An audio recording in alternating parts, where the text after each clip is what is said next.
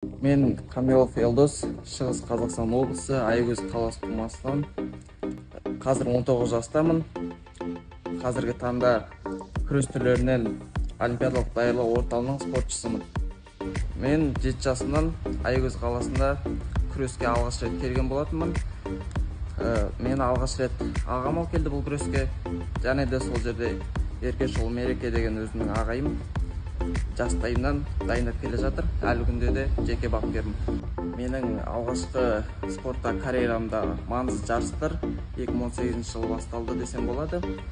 Сол 2018 алғаш рет Қазақстан чемпионатына жеңімпаз атандым. Әлем чемпионатына қатыстым сол жылы.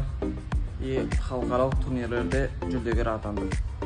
Бүгінгі таңда мен Астана қаласында Жақсылық Шүкемпіров спорт сарайында оқу-жаттығу жиынында жүрмін. Бұйырса осы 1-2 мамыр күні Турция мемлекетінде өтетін халықаралық турнирға қатысамын. Болашақта мақсаттарым ол әрине әлем олимпиадашыларын бағындыру, қазақтың туын желбірету. Өзімнің ағайыма Еркешұлы Мерекеге алғысым шексіз, және де осы Қонысбек Каримовичке рахметімді айтамын.